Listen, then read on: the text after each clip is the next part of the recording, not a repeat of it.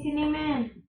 Halo teman-teman men semua dimanapun kalian berada, kembali lagi bareng kita nih hari ini. Kita hari ini mau ngobrolin tentang apa sih yang dilakukan sama teman kita ini, Mbak Daru, selama masa pendidikannya dia, apa yang dia lakukan, terus apa yang dia pelajari dan juga nanti apa yang akan dia lakukan ke depannya.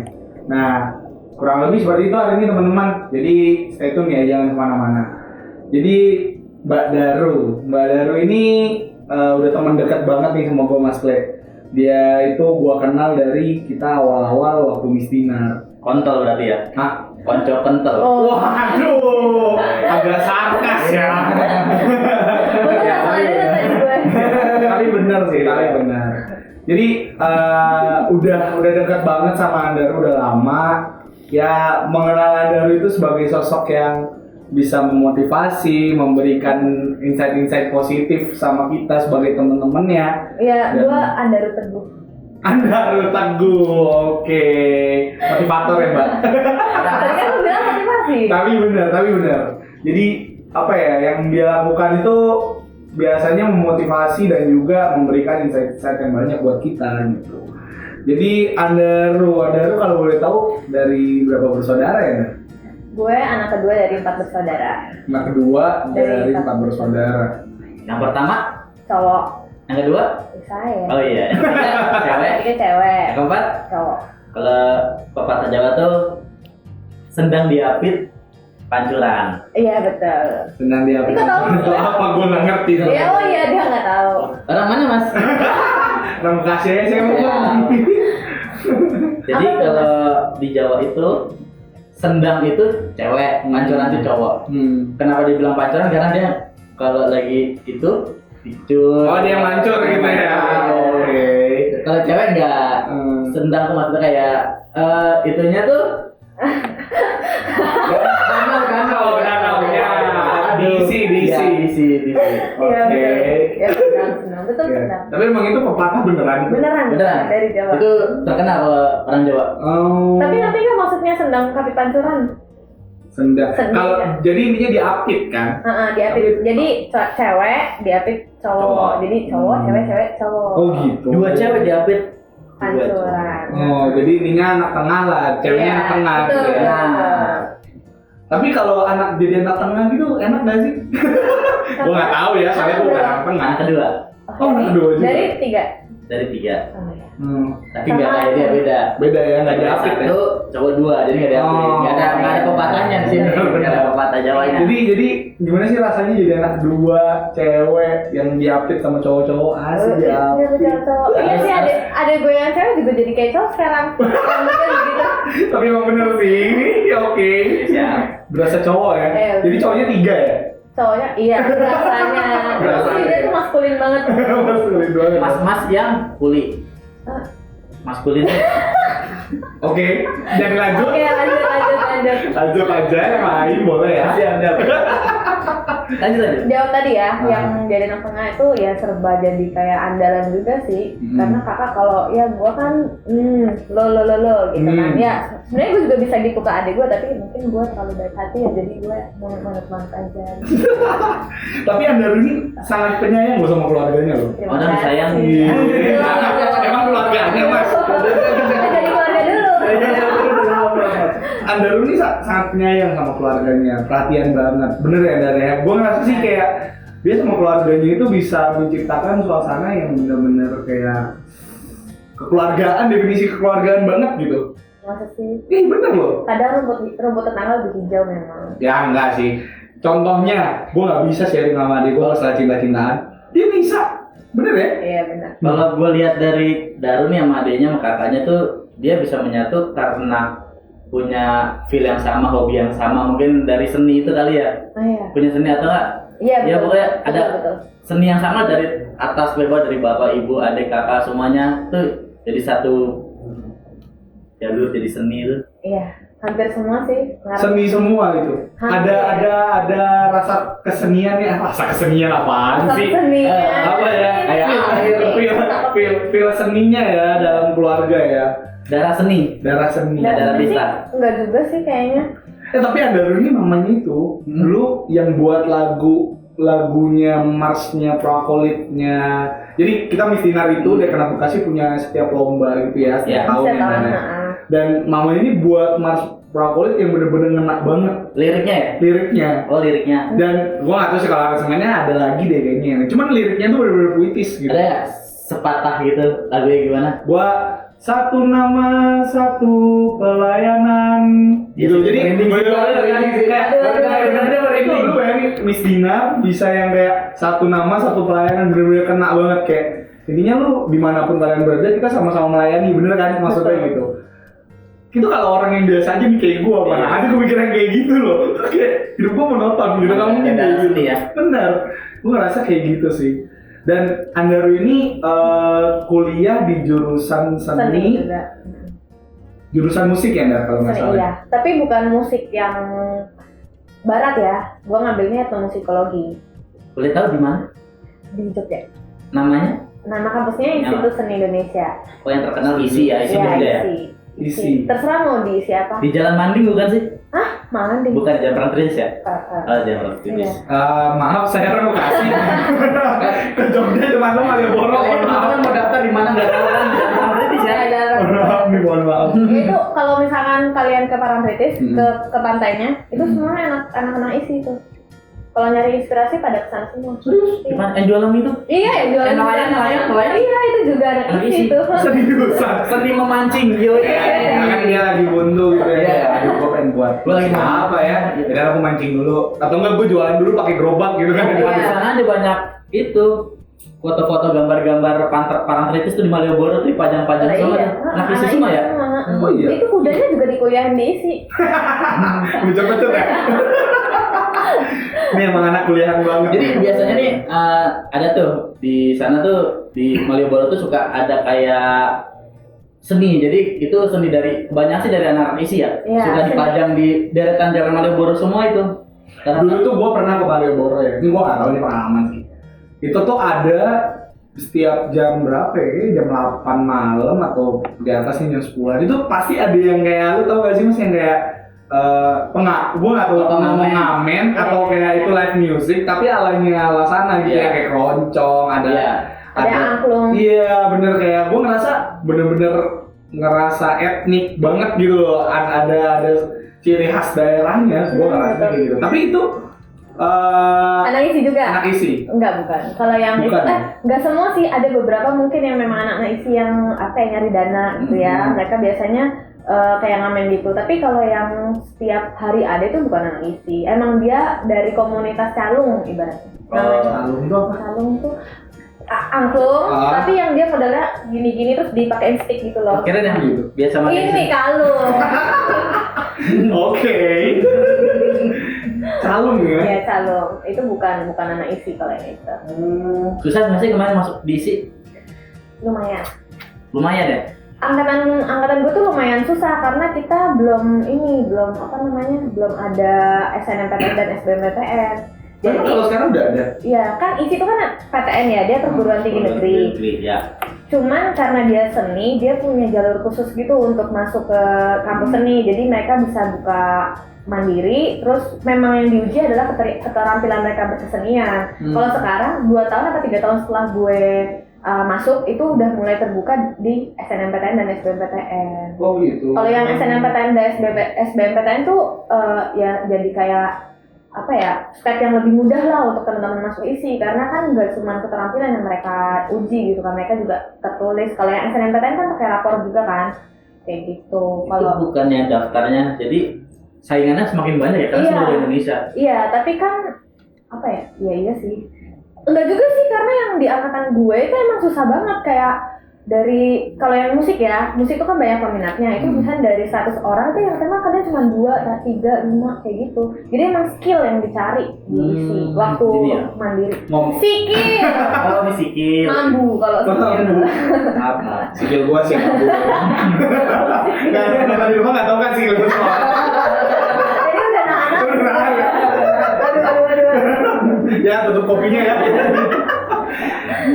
Oke, ngomong-ngomong nih masalah skill, dulu waktu masuk berarti lu ngerasain audisi Atau Iya. bener-bener cuma kayak lu masukin kalau orang seni tuh biasanya apa sih portofolio ya? Apa lu masukin itu aja cukup Enggak sih. kalau diisi itu? Kalau diisi yang waktu angkatan gue emang kayak audisi gitu, kita dites keterampilan main musiknya. Dulu audisinya apa? Gue, karena basically sebenarnya gue klasik ya, piano. Cuman pas tahu mau masuk etno, akhirnya gue berpikir harus bisa cari alat musik yang gue bisa kuasai. Nah, kita belum nanya nih. Jurusannya apa tadi? Etnomusikologi. Oh, berarti mau masuk ke jurusannya apa? Musik, etnomusikologi. Etnomusikologi. Ya. Etno itu maksudnya yang tadi dibilang etnis itu ya? Iya, musik etnis. Jadi etnomusikologi itu emang kayak mempelajarinya tentang musik-musik etnis. Definisi etnis itu adalah daerah. Iya, betul. Jadi kalau kita Indonesia nih, daerah-daerah di Indonesia atau Indonesia secara keseluruhan daerahnya gitu.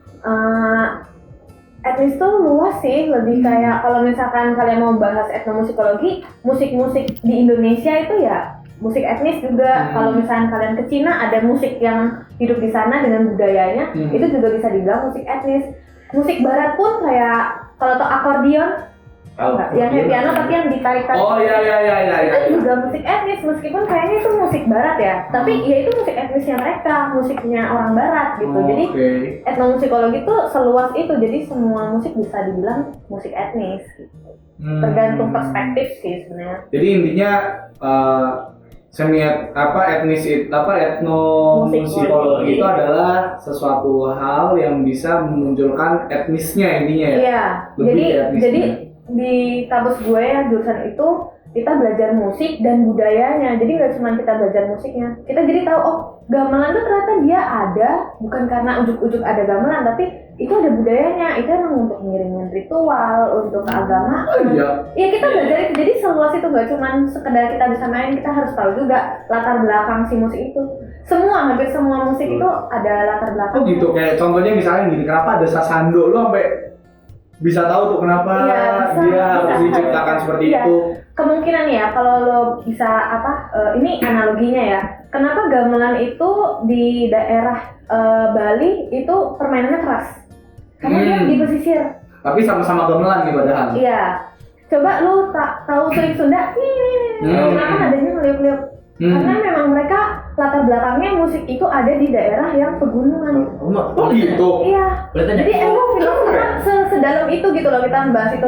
Terus kenapa musik di Jogja iramanya lebih lambat daripada Jawa Timuran? Karena memang sifatnya orang Jawa di Jogja itu yang ya kalau di Jawa Timur kan lebih agak keras, jadi lebih cepat, kendangannya pun lebih cepat. Kayak gitu. Kenapa di musik Batak Taganing itu bisa deng. Beda dengan musik mungkin di Kalimantan yang pakai sape. Itu karena mungkin di sana pegunungan. Kalau di yang Batak memang cara ciri khasnya mereka orang ngomongnya juga lumayan keras. Ya mau nanya nih. Kayak gitu. Kenapa di Arab ketika mensuling tiba-tiba ular naik ke atas gini, Pak? Ini kebanyakan nonton film nih. Ini nggak nonton film. Itu kan bisa. Itu bener bisa. Enggak, gue nggak tahu dia. Gue nggak tahu nonton The Box banget. Kamu kan lihat film. Nggak, gue penasaran ini kebetulan ada musik ya. Iya. Sulit. Emang bisa ya ular kita sulingin gitu dia berdiri gitu. Yang gue pernah baca, ular kobra itu dia malah nggak bisa dengar, tapi dia ngikutin gerakan orang itu. Yang gue tahu ya, nanti bisa diikutin lagi sih, semoga nggak salah ya. Semoga benar. Jadi walaupun sulingnya lagu dangdut tetap dia gerak tetap. gini-gini. Harusnya ya, gue mau sih. Walaupun lagi rock yang mainnya begini-gini ikut juga ya. Pas lagi suling nggak ada sih yang sambil tiduran. Nggak ada. Kali itu ngeri. Mantap tiba-tiba. Oh gitu. Jadi intinya kalau seni etnis itu benar-benar mempelajari sampai sefilosofis itu. Iya, sampai latar belakangnya, budayanya, sejarahnya. Sejarah juga. Sejarah juga dong, ya kan berkaitan banget. Keren ya. Tapi enggak. Kalau itu kan lu Indonesia ya. Di luar itu lu juga belajar. Misalkan contoh kayak lu pelajarin nggak sih alat musiknya orang Rusia gitu, atau alat musiknya orang Turki kan beda tuh. Nah itu sampai ke situ juga nggak? Atau itu ada jurusan lain lagi? Kalau kita di kampus jurusan gue ada sih mata kuliah yang kita belajar tentang itu, tapi secara teori aja karena keterbatasan alat ya. Cuman ya itu kita pelajari musik Asia Tenggara, Asia Timur, Afrika pun kita belajar. Jadi kayak ya jadi tahu. Bahkan ya di Afrika tuh alat musiknya kadang nggak ada alat musik, cuman mulut atau mainan kaki kayak gitu. Itu musik juga dan ada filosofinya kenapa mereka kayak gitu. Mirip-mirip Beatles. Bukan Kalau Beatles kan mulut gitu. Ada gitu. Kayak gerakan tubuh ya. Ya, gerakan tubuh, kaki atau kerincingan doang kayak gitu. Iya. Itu juga musik. Itu musik ya. Itu musik juga. Dan lu juga mempelajari ke situ juga, maksudnya budayanya kenapa begitu? Iya, itu ada. Ya belajar teorinya sih, kita baru belajar teori. Berarti lu kalau dulu mata kuliahnya sebaran itu kayak gimana sih? Gue agak penasaran gitu, lama-lama gue bisa masuk ke dalam sini. Kalau aku kan nih pengantar satu akuntansi, pengantar satu musik gak gitu. kayak ini beda ini soalnya beda banget. Iya. Ya, apa sih kalau di awal tuh kita ya pasti ada pengantar psikologi itu apa, antropologi. Yang paling utama sih kita belajar antropologi karena kan budaya ya. Sebaran wilayah ya. Cuma geografi. Apa yang masuk lah? Orang-orang yang siapa? Antropologi itu kayak sifat-sifat manusianya, kenapa bisa ada budaya itu kayak gitu.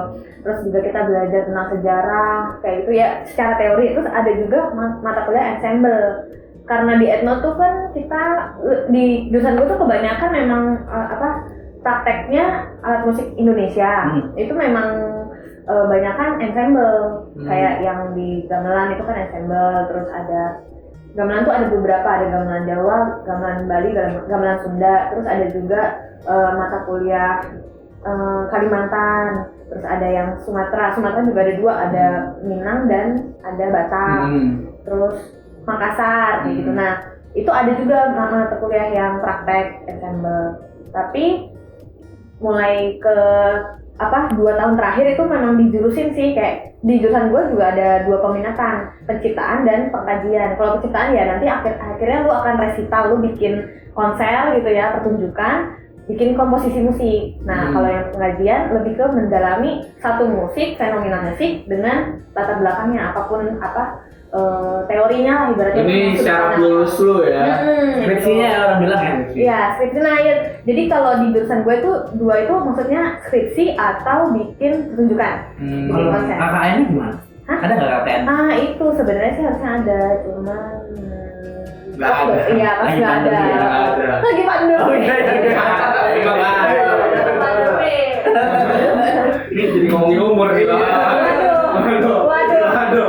Jadi tapi dulu Andaru itu ngambilnya apa tuh? Yang pendalaman minatnya atau minatnya itu lebih ke yang pendalaman tadi atau yang ke tadi yang konser itu? Gua ngambil yang skripsi. Bikin pengkajian itu. Gua mengkaji tentang gamelan di gereja ya. Lebih ke pengendang. Pengendang. Kenapa pengendang? Karena pengendang itu kan pemain kendang. Pengendang tuh maksudnya? Pemain kendang. Ayo kendang. Ngomongnya akan kendang aja. Nah itu kenapa gue mengkaji itu karena gue ngeliat kok ada fenomena di gereja, di salah satu gereja di Jogja tuh pengendangnya cewek. Oh iya ya. Emang nggak itu suatu hal yang sebenarnya kalau secara filosofi gamelan itu pun sudah diciptakan dari dulu untuk laki-laki karena mereka mainnya bukan karena mereka main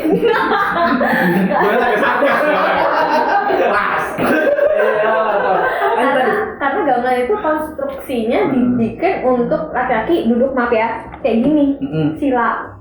Sedangkan cewek kan kalau pakai jari nggak mungkin duduk. Jari tahu nggak? Tahu. Kain. Nah, kalau orang Jawa itu duduk begini itu pasti cowok. Makanya kenapa gamelan itu diciptakan untuk cowok. Nah, terutama kendang itu dia yang mimpin tempo. Di Jawa patriarki kan, cowok itu yang jadi pemimpin. Di Katolik pun begitu kan. Benar. Romo nggak mungkin cewek. Betul, itu fenomena yang gue tangkap kok kayak gini. Akhirnya gue mencari kenapa ada kayak gini, apakah ini juga berkaitan dengan feminisme. Kayak gitu, jadi pendekatan ke arah sana, ke arah gender gitu. Itu juga bisa dikaji, maksudnya jadi seluas itu kalau lo mau cari tahu tentang etnomusikologi. Jadi lo mau bahas satu alat musik pun bisa sampai dalam gitu. Seru ya? Kan? Seru sih. Jadi intinya lo kalau emang pengen benar-benar memahami etnomusikologi, lo harus memahami budaya dan juga musikalnya. Betul, bentuk musiknya gimana? Oh iya, Dan tadi kan lu udah bahas nih tentang kuliahnya, apa aja yang lu jalanin selama kuliah. Nah, gue mau nanya-nanya deh, dulu waktu lu kepikiran untuk masuk kuliah itu lu ada kepikirannya dari kapan sih? Dari kecil sih, dari SD. Benar-benar dari SD? Dari SD pengen masuk seni. Oh gitu? Waktu lu menjalani SD, SMP, SMA, apakah masih stick tuh, oh gue pengen jadi musisi nih? Itu apa lu kayak ada kan biasa ya, namanya anak kecil kayak biasa suka ada gini gak sih kayak awalnya dulu gua pengen jadi cita-cita detektif coy. Udah penting. Kalau gua saja cita-citanya ingin melihat bintang jatuh. Kalau udah lihat bintang jatuh, ntar dikabulin semuanya. Oh iya, ini melihatnya anak senjawa ya. Kalau udah kecil anak senjawa kan. Maksud gua gitu kan. Apakah lu emang dari dulu tuh udah benar-benar pengen jadi musisi banget gitu? Sebenarnya iya, tapi terus juga lebih ke arah karena gue waktu SMP itu kan homeschool ya. Nah, waktu homeschool itu juga gue bareng-bareng sama teman-teman gue yang kebetulan juga main musik, jadi semakin ke arah sana. Oh lu dulu homeschooling kan? Iya. Waktu SMA? Dari SMP kelas 8 akhir sampai SMA. Sampai lulus. Bentar nih ngomong-ngomong homeschooling ya. Seru kayaknya nih ya. Gue ngerasa homeschooling itu kayak ada yang banyak negatifnya sih kalau yang gue dengar nih. Ini yang gue dengar nih ya, kayak misalkan contohnya lu nggak bisa punya teman, terus lu kayak beda kan kalau sekolah tuh rasanya lu kalau sekolah itu rasanya ketemu teman pengennya dulu ya sekolah sih kayak gitu. Iya benar. Kayak gue pengen buat sekolah karena gue pengen main sama teman gue gitu. Kan lu di homeschooling nggak bisa itu. Terus yang kayak lu tuh belajar juga kayak benar-benar cuma belajar aja gitu-gitu. Kayak stigma itu sih yang gue nggak tahu ini benar apa enggak. Tapi ya yang gue tangkap sih kayak gitu. Tapi itu kan dari kelas 8 udah mulai ya. Kelas 8 tuh 8 akhir tuh kelas berapa? Kelas 2 ya? Kelas 2. Kelas 2 SMP. Nah itu kenapa mau memutuskan untuk ke homeschoolingnya? Oke. Pasti ada juga yang kepikiran homeschooling itu anak-anak yang dibully. Benar. Anak-anak yang dibully akhirnya mereka masuk sekolah, masuk homeschool. Ada orang tua yang merasa daripada anak bully-bully, masukin homeschooling kayak gitu. Nah, kalau gue ngerasa sih kalau homeschooling itu biar mendapatkan ilmu yang lebih. Jadi kepikiran gue nih ya, di homeschooling anak-anak tuh pintar semua. Kalau kepikiran gue. Tapi kalau iya, karena dia pasti otomatis belajar. Kalau gue di sekolah nih, gue kesana nyari pacar, nggak nyari. Benar sih gitu. Misalnya gitu kan ya, padahal udah fokus nih belajar terus. Sekolah tuh dulu gue ngerasa kayak misalkan nih ya, lagi sekolah gitu ya belajar, tapi otak gue kayak anjing gue istirahat. Iya, gue istirahat. Benar. Gimana caranya gue selesai ini mata pelajaran gue pengen main bola. Lu tau gak sih polisi maling tuh ya kan? Jadi gue kalau ada pertanyaan dari gurunya, oke Daru, kalau bisa jawab boleh pulang nggak? Masa ya mas? Apa yang pulang? Oke. Ini banyak nih yang bakalan bisa dibahas nih ya. Soal pertama tadi nggak punya teman. Itu tergantung ke anaknya sih ya. Kalau gue sendiri ikut homeschooling pertama kali itu karena gue udah jenuh dengan sekolah. Terus kebetulan gue homeschoolingnya nggak langsung yang homeschooling sendiri gitu. Jadi gue emang masuk ke satu komunitas yang semuanya anak homeschooling. Jadi gue pun punya temen gitu sesama anak-anak homeschooling. Jadi kalau dibilang gak punya teman, ya mungkin tergantung anaknya. Kalau emang anak itu di sekolahin cuma di rumah doang, ya udah, itulah jadinya nggak ada teman. Tapi so far sih selama ini yang gue tahu anak homeschooling malah bisa lebih banyak lagi punya teman kayak gitu.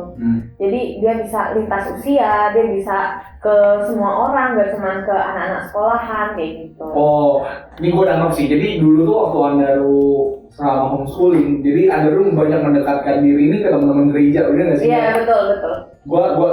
Berarti kayak gitu ya. Berarti lu bener-bener nggak terpatok sama gue kalau sekolah kan, ya gue banyaknya teman sekolah gitu ya. Waktu selama sekolah gitu. Dan jadinya teman-teman sekolah itu cuma waktu di sekolah aja gue deketnya, tapi selesai sekolah tuh jadi yang kayak ya tapi gini sih, hubungan gitu loh, cuman gitu. Iya, gue juga kan gue ngalamin juga ya sekolah di sekolah formal. Habis itu gue masuk ke homeschool. Setelah homeschool pun gue akhirnya menyadari kayak nggak 100% teman kita di sekolah itu akhirnya bisa deket juga sama kita. Coba deh di flashback dari misalnya 100 anak, itu berapa sih yang bener-bener intens, in charge ngobrol sama lu? Atau heart to heart kayak gitu. Menurut gue dengan 10 orang aja kalau kita emang bisa jalan itu malah bisa lebih apa ya sinergi lah, lo bisa ngapain aja lebih produktif kayak gitu. Kalau menurut gue gitu. Jadi emang kalau gue lihat konsep homeschooling itu bukan tentang kuantitas tapi kualitas. Oke, jadi lebih ke arah kalau untuk urusan sosialisasi ya. Nah, tapi lu selama homeschooling hal positif apa sih yang lu merasa ini positif banget gitu? Yang paling positif adalah gue lebih bisa mengeksplor diri gue. Karena konsepnya homeschooling yang gue jalanin adalah apa yang lo suka itu yang lo dalemin. Jadi kayak gue kan musik ya, maksudnya gue emang tertarik banget dunia musik. Akhirnya memang itu yang diarahkan oleh orang tua gue untuk gue pelajari selama gue masa sekolah. Nah, jadi kalau mungkin di sekolah formal lo 3 tahun belajar, lo belajar semua mata pelajaran, di ujung akhirnya mungkin lo baru bikin ini berisik banget sih kru. Sabar. Ada kucing. Lompat tuh kucing. Sorry. Tapi ada kucing di sini. Nah, apa tadi ya? Aduh lupa.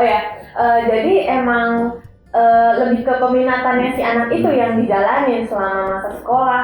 Kayak contoh deh, ada temen adik gue kan juga homeschool. Teman sepantarannya dia tuh suka banget astronomi.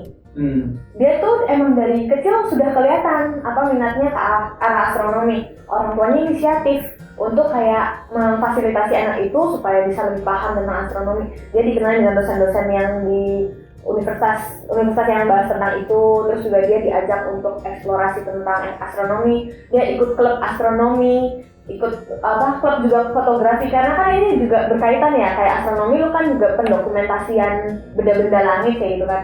Itu emang diminatin dari kecil. Akhirnya memang kayak ibaratnya ijazah dia nantinya itu memang untuk formalitas saja. Tapi memang selama dia sekolah itu lebih membahas tentang apa sih minat anak ini, supaya ya itulah bekal lu nantinya gitu. Udah lu daripada sekian banyak hal yang lu pelajari tapi nggak ada satupun yang jadi skill lo, ini lo cari satu yang udah itu gitu. Jadi kayak mungkin kayak penjurusan di kampus kali ya, kayak kalau lu akuntansi ya udah lu akuntansi aja belajarnya gitu kan. Akhirnya jadi mahir di situ gitu. Jadi lu selama SMA tuh benar-benar merasakan, ya ini SMA SMP ya. Berarti lu merasakan benar-benar ketika lu udah sekolah lu fokus ke situ gitu. Iya. Fokus ke apa yang gue mauin. Misalnya gue waktu itu gue suka banget bahasa. Gue belajar bahasa Prancis. Ya udah gue belajar itu karena gue mau. Gak perlu gue pelajari. Mungkin kalau di sekolah SMA wajibnya Mandarin. Gue nggak tertarik dengan Mandarin. Gue nggak perlu pelajari itu gitu. Nah, kalau misalnya gue sukanya misalkan sejarah, gue paham pelajari itu gitu loh. Jadi memang pelajaran-pelajaran yang biasanya anak itu ingini gitu, yang dia minati, yang dipelajari. Nah, itu kan kalau anak yang udah kenal sama minatnya ya. Kalau di sekolah itu kan biasanya diarahkan. Gue ngerasa sih ketika lu sekolah itu ada rasanya lu diarahkan sama guru. Oh lu kesini deh gitu. Jadi semua guru itu memberikan tesnya masing-masing ke muridnya. Nah, apakah lu homeschooling tuh lu dapet itu? Karena kan lu tadi bilang ininya gue udah ada minat, ya udah gue ke situ. Tapi gimana teman-teman anak-anak yang belum ada minatnya? Itu. Ini konsep yang harus dipahami juga. Homeschooling itu peran pentingnya ada di orang tua sebenarnya. Oke. Jadi banyak orang yang menganggap homeschooling itu memindahkan sekolah formal ke rumah. Jadi dia panggil guru, udah lu belajar sama guru, itu salah. Kalau gue bisa bilang itu salah. Karena homeschooling yang sebenarnya itu gimana orang tua itu pahami anaknya, dia memfasilitasi anaknya sehingga anak itu bisa tahu, gue udah nyobain nih, oh bukan itu minat gue nyobain nih, oh bukan itu minat gue. Terus yang ini, ternyata ini minatnya, orang tua yang memfasilitasi. Mungkin itu peran guru di sekolah diambil sama orang tua.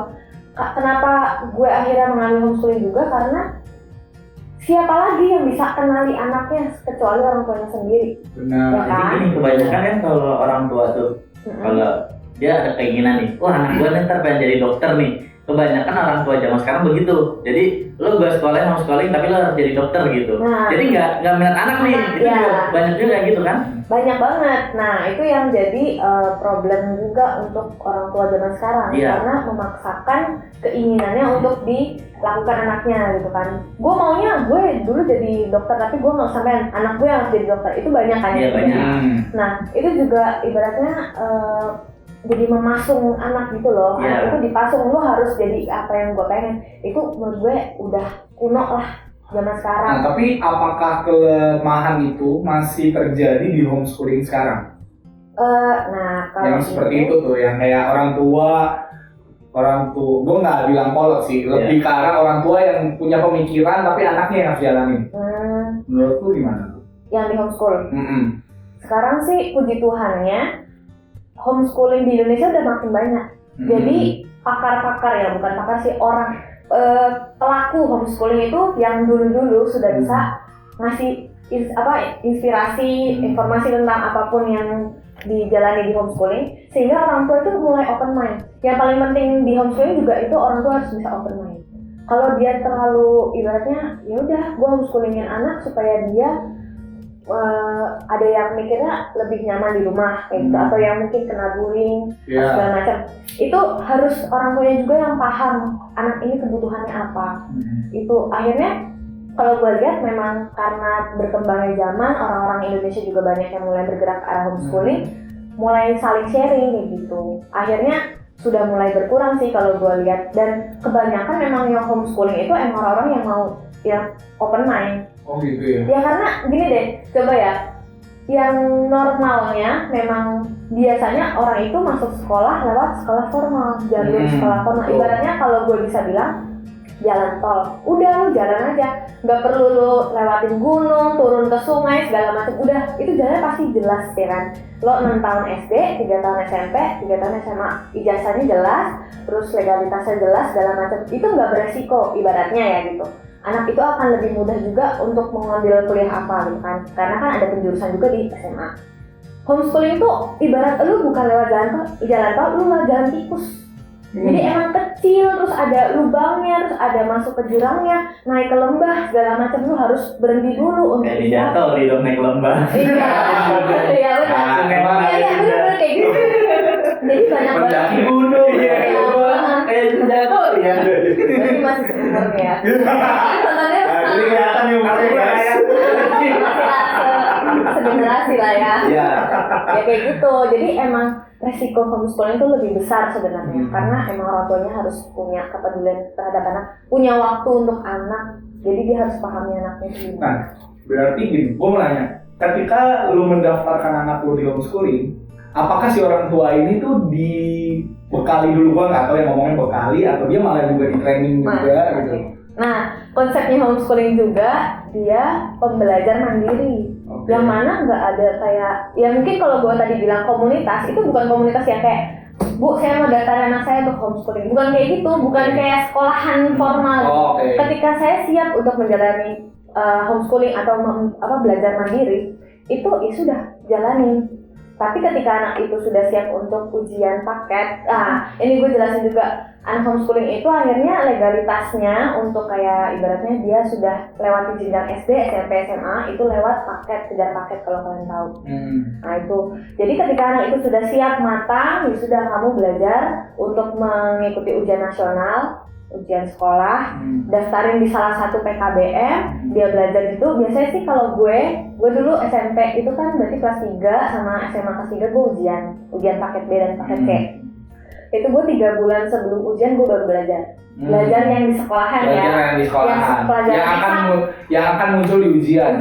Nah itu, tapi selebihnya ya gue belajar apapun yang gue mau gitu. Nah itu, jadi konsepnya homeschooling, ketika kamu siap jalani, ketika kamu mau ujian gitu. Jadi nggak ada paksaan. Lo biasanya umur berapa sih kalau lulus SMP? 15. Enggak. lulusnya 14 kayaknya. 14, oke, 14 tahun. 15 lah gitu. Gak ada paksaan ketika anak itu, gue siapnya ujian SMP di usia 12 tahun itu gak masalah gitu sebenarnya. Atau malah lewat itu, jadi kayak gue baru umur 17 tahun baru ujian SMP, itu gak masalah. Jadi itu tergantung kesiapan anaknya. Dan lu bisa gini nggak? Kayak misalkan nih contohnya ya, lu udah di umur 18 tahun, 18 itu kan biasanya udah lulus SMA kan?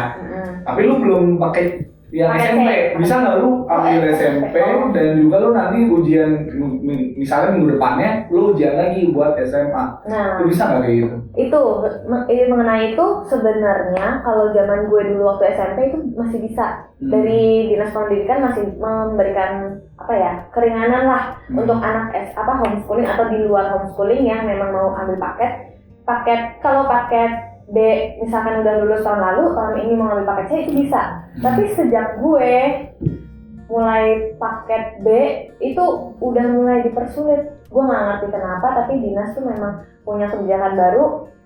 Usia ijazah itu harus sesuai dengan seperti yang di sekolah formal. Kayak paket A itu kan yang di SD. Ketika udah ambil paket A di tahun ini, harus 3 tahun lagi lu ngambil paket B. Atau lebih dari 3 tahun, jadi usianya harus minimal 3 tahun, jadi kayak disamakan dengan sekolah formal. Padahal kalau zaman dulu itu teman-teman gue yang homeschooling itu banyak yang akselerasi, kayak tahun ini paket B, tahun depan paket C, jadi langsung kuliah. Itu ada, tapi sekarang lebih dikasih jeda gitu sama orang. Kalau menurut gue sih itu sayang banget ya, karena kan itu ijazahnya paket B ya. Kalau sepenangkapan aku nih, paket B itu adalah ketika kamu lulus misalnya ya SMA nggak lulus, terus akhirnya kamu paket B gitu kan.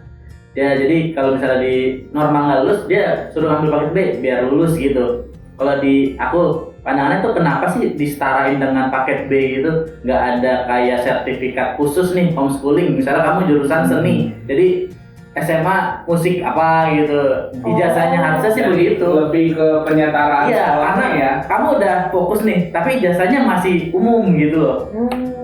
Ini sih yang aku tahu kalau di Indonesia itu memang akhirnya kita cuma punya pilihan di paket. Jadi nggak bisa ambil ujian yang lain gitu loh. Kalau kayak kasusnya gue ini kan kuliahnya di ISI, di kampus Indonesia, yang mana kalau mau masuk persyaratannya adalah lu harus punya ijazah SMA atau paket C. Nah, karena di Indonesia itu semua kampus itu menerima mahasiswa baru dengan syarat itu, akhirnya anak-anak homeschooling wajib juga harus paket C. Sedangkan mau ngambil paket C harus paket B, sebelum mengambil paket B harus paket A. Nah, kecuali kayak anak-anak yang mau kuliah di luar negeri, itu nggak terlalu diberatkan dengan paket C. Ada beberapa kampus yang memang menerima kayak ijazah atau legalitas anak homeschooling itu dengan ujian-ujian yang di setara luar negeri, kayak di Cambridge, itu mereka juga terima kayak kalau lu mau ujian setara SMA, ujian di sana gitu, dapat sertifikat juga dari sana gitu. Kalau dia udah lolos lah ibaratnya kemampuan dasarnya untuk batasan SMA. Kalau mau kuliah di luar, tapi kalau di Indonesia masih belum terima mereka ijazah dari luar. Itu PR ya, PR buat dinas kita ya, iya. Dinas pendidikan kita ya. Pokok dinas boleh loh. Ini soal rakyat ini. Nanti boleh loh. Kali aja nonton ya. Ya jadi kalau yang buat aku sih intinya banyak hal positif dari homeschooling ya. Cuman lebih ke penangkapan masyarakat aja terhadap homeschooling itu yang menurutku harus digojok sih. Tapi gini sih Lin, masa pandemi nih ya, otomatis anak yang sekolah formal pun belajar di rumah. Rasanya pun masa homeschooling kan. Nah, jujur aja selama pandemi ini akhirnya beberapa orang ada yang kontak gue nanya homeschooling itu gimana sih. Akhirnya mereka penasaran karena gini, gue nyekolin anak gue bayar tapi gue juga yang ngurusin dia. Ibaratnya kayak kok gue yang jadi dibebanin gitu kan. Sedangkan kembali lagi sebenarnya ke konsep dasar pendidikan ya, gue ngomong ke pendidikan bukan sekolah.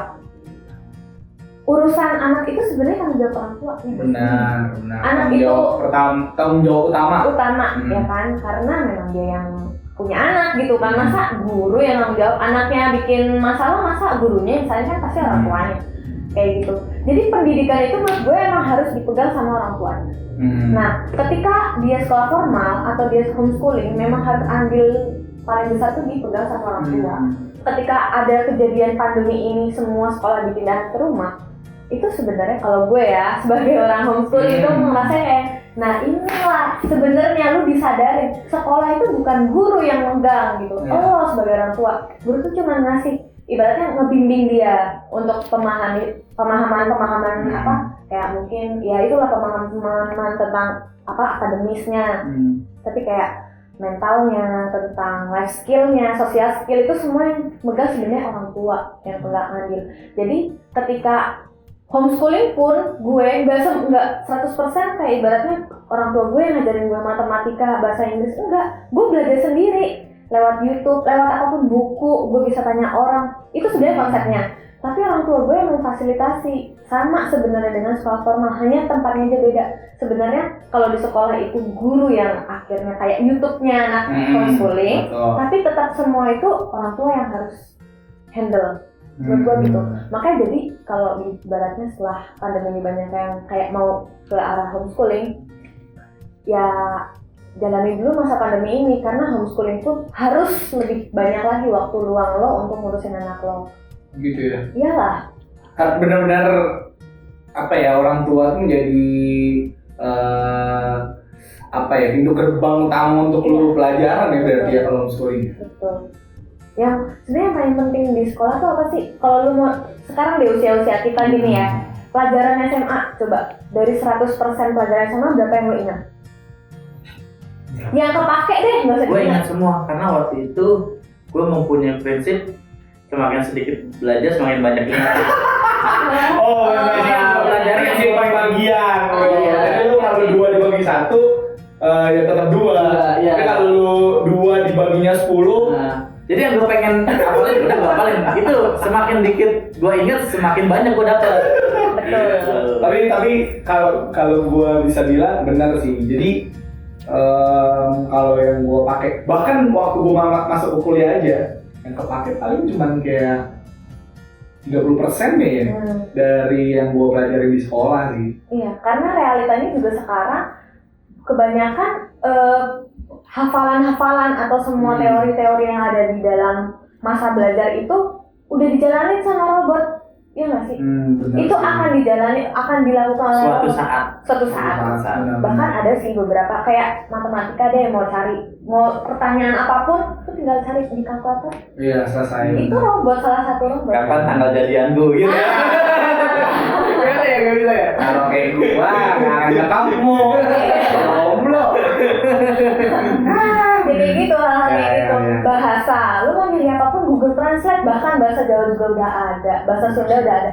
Jadi kayak untuk apa lu harus memenuhi kepala lu dengan hal seperti itu, sedangkan banyak hal yang lebih bisa lu eksplor untuk ya lebih menyenangkan diri lu, membahagiakan lu, produktif, bisa menghasilkan sesuatu.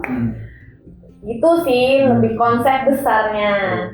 Nah, Daru, kan tadi Daru udah kuliah di jurusan seni, istilahnya yang etnomusik ya tadi ya. Ekologi. Ekologi. Sekarang juga SMA-nya homeschooling, SMP-nya homeschooling. Nah, sekarang yang Anda lakukan setelah menjalani pendidikan itu, sekarang Anda melakukan apa sih? Sekarang mencoba untuk produktif aja sih, karena ada kondisi tertentu di keluarga yang menjadikan gue juga nggak bisa kerja kantoran. Gue juga nggak minat sih sebenarnya.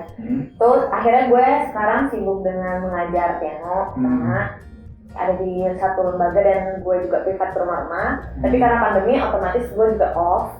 Terus sama gue ini sih sejak sebenarnya udah agak lama juga gue mulai peduli lingkungan. Akhirnya gue banyak belajar tentang apa sih ya tentang lingkungan lah. Nah terus akhirnya berpikir juga apa sih yang bisa gue lakukan untuk ini. Akhirnya mencoba produktif, bikin sesuatu yang bisa dijual tapi itu dengan konsep yang minim sampah gitu.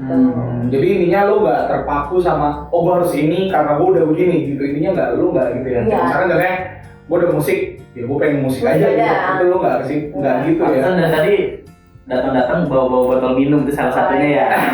Kurangin plastik kan? Bener sih. Ya, itu. Ada ini tipe kalian kalau kita pakai botol sedotan plastik domelin loh.